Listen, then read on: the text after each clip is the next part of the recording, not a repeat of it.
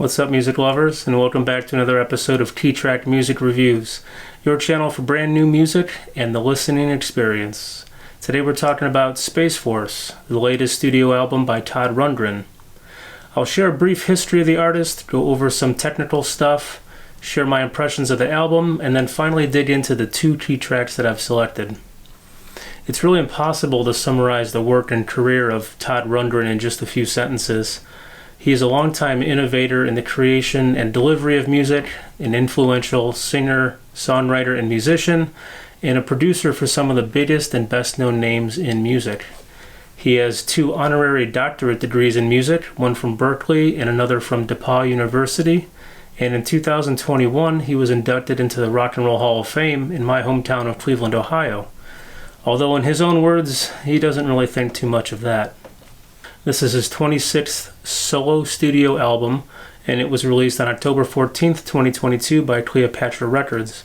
It was produced by Todd Rundgren and features all of the following artists, each on their own track: Adrian Belew, Rivers Cuomo, Neil Finn, The Roots, Sparks, Davey Lane, Thomas Dolby, Narcy, Rick Nielsen, Alfie, Lemon Twigs, and last but not least, the incomparable Steve Vai.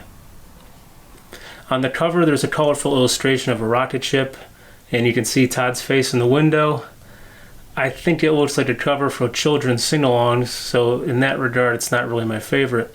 But moving on to the music, being that Todd Rundgren is in fact a legendary music producer, it's ironic that I think the album has a recurring technical issue that affects the listening experience. And this technical issue is brief clicks that sound like static that occur on many of the tracks. On my stereo, they are easily heard, and however brief these little clicks are, they happen often enough to become annoying to me. I've heard it on the CD and on Spotify, so it's not like I had a defective disc or anything like that. And I was also able to hear it on headphones and on the speakers. Even the little tiny plastic ones that go in your ears, I was able to hear the clicks. I'm only guessing here, but this may be caused by editing recordings beyond their threshold of fidelity, or it could be that the tracks are mastered too loudly and what I'm hearing is actually digital clipping.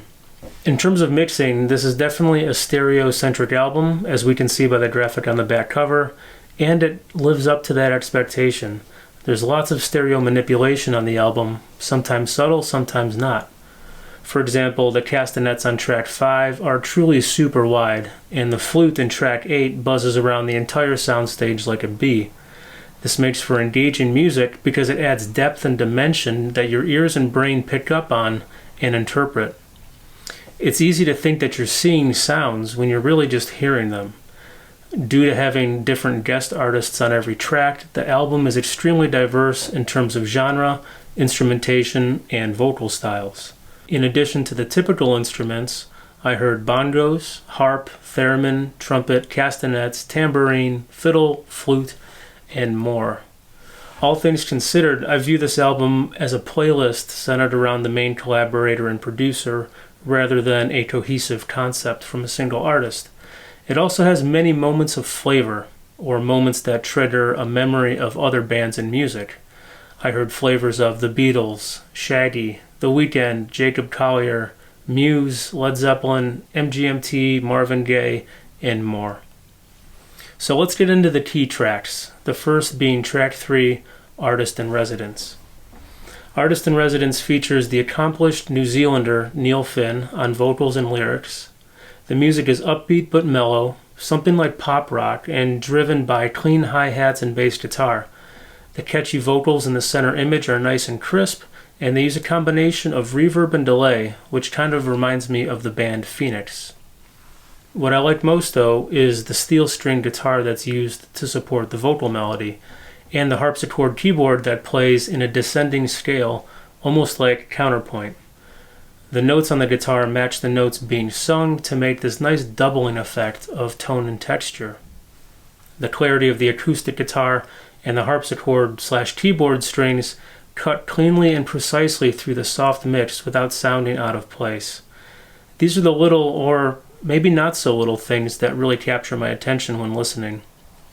Here's a portion of the lyrics. And when it happens, it's like time floats free. Feels like forever for you and me. It's an expression of a feeling I can never speak. For the life of another. But I'm with you now, so switch off and settle down. In their totality, I think the lyrics could suggest that we love and take our artists with us wherever we go.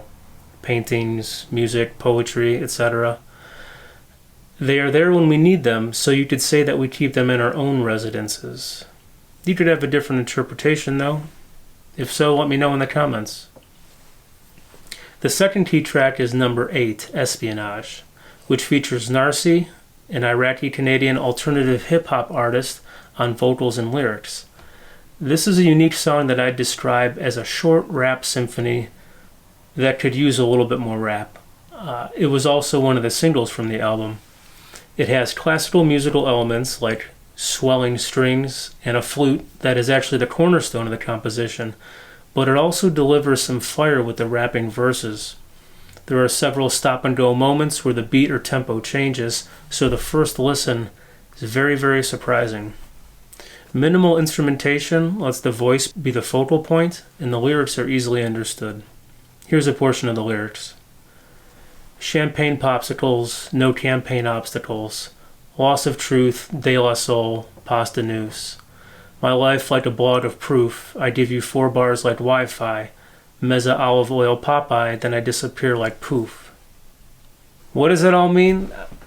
Probably nothing, but it sounds really good when you say it fast.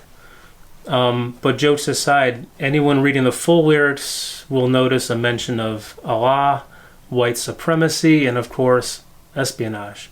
So put that all together, and there likely is a deeper context hidden within these key words. Overall, what surprised me most about the album was its diversity. Is it a cohesive listen? No, not at all. But that's kind of what makes each track special in its own right. Each one was baked differently to meet the needs that were presented, and as a listener, you have a lot to choose from. What do you think of Space Force? Let me know in the comments, and please don't forget to like and subscribe to the channel to be notified of the next album review. Until then, may the Space Force be with you.